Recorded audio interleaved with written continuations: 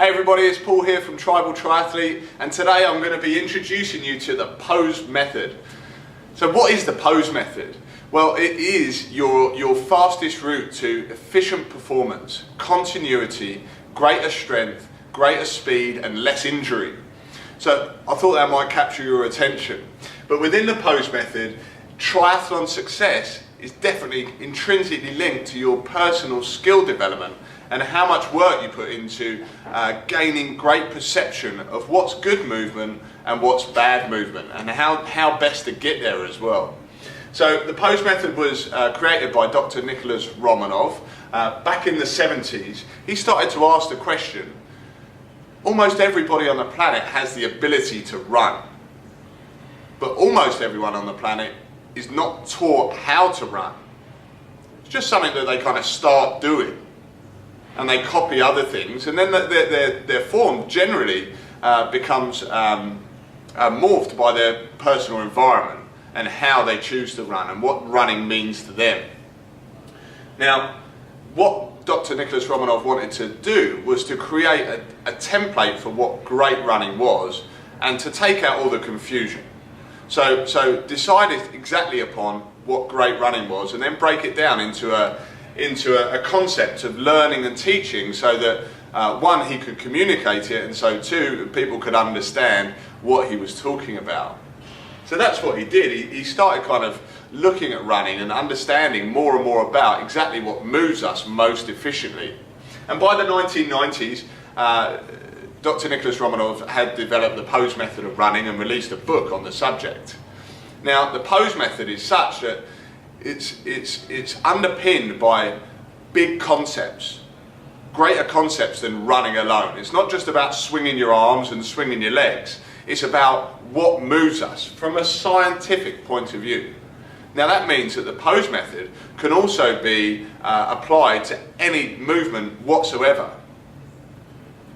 And I'll come to talk about a movement hierarchy in a minute, which helps you to understand a little bit about how that can be applied. But also, the pose method can be applied to triathlon, so to all things, swim, bike and run. And indeed, Dr. Romanov released a book in 2008 called The Pose Method of Triathlon, and in that book he covers how to swim, bike and run most efficiently according to the pose method. And that's what I'm trained in. And it's really, really cool, and it will really open your eyes to what's important, what's essential, and what's completely wasted as well. So let's take you through one of the key concepts of the pose method, and that's this movement hierarchy. That movement isn't created purely by muscular effort and straining and strength and bits and pieces like that. Actually, movement is created by forces that are outside of us. And that main force is indeed gravity. Now this is the key thing with the pose method, that everything movement-based is driven by gravity. And a great kind of analogy for this is, when you're on the moon, you don't move very efficiently. When you're back on planet Earth, suddenly we can move far more efficiently with greater speed. And that's because of the effect that gravity has upon our bodies. Now this is movement hierarchy, so it starts with gravity. That's always the first thing in the equation. Next we have body mass, and essentially body mass is your mass but without any body weight. And the reason it doesn't have any body weight is because without gravity there is no weight. So you must first have gravity, then you add body mass, and then you add support. Now support is your ability to feel the effect of gravity. So without my feet on the floor, I can't feel that gravity is working with my body mass. And that allows me to perceive my body weight and exactly where my body weight is in space, and I can start to really get a sensation for that. And we spoke about this in the posture video as well, that kind of once you have gravity and support, then you've got effects of your body weight, and gravity's kind of constantly trying to kind of push you in here. And it's up to you to always work against that and maintain the sort of posture that we want. And it's the same with the movement. Gravity's always kind of working in the same direction.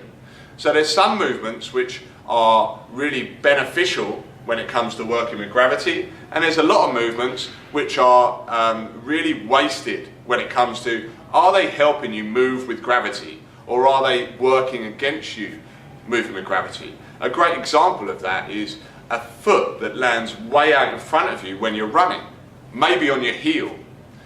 Now if you think about the forces that are involved with that, if a foot's landing way out in front of you on your heel, then there's nothing that's moving you this way. All the forces are moving back this way. So once you have gravity pushing down this way and your support kind of braking, if you like, against the floor and against your support, that's a recipe for great forces, but also for slowing down and not moving this way. Everything's telling you you're going to move this way.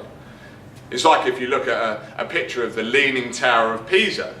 Now that leans slightly over to the left like this.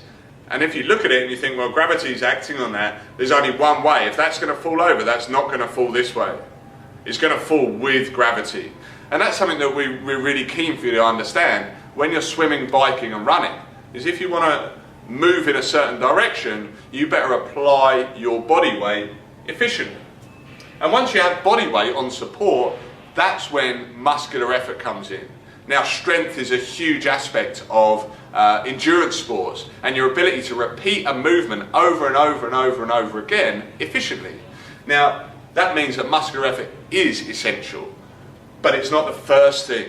It's not the only thing. We can't learn to run purely by saying, right, engage our glutes, engage our core, push off the floor, all those sorts of things. They're all muscular effort.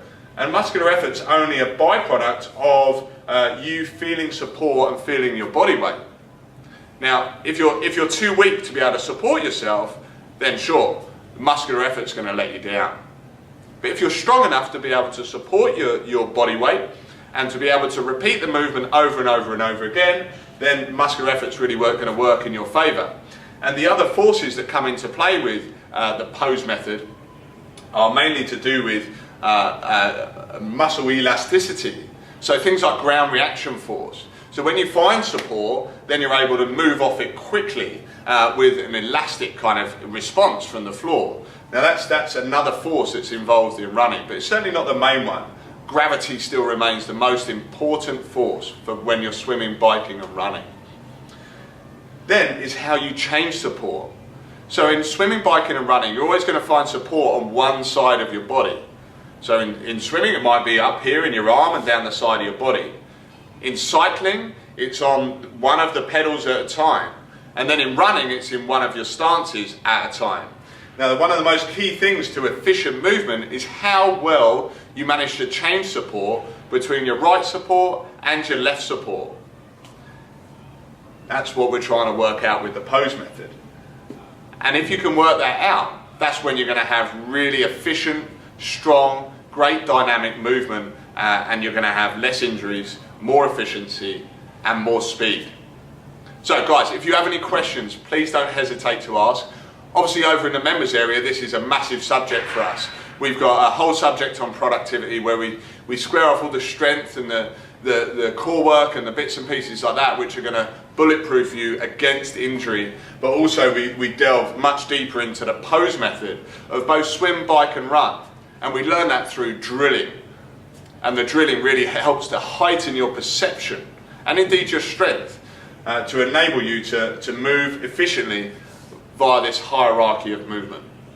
Okay guys, hope you enjoyed the video. It's an introduction to the pose method, and if you've got any questions, leave them below. Thanks a lot.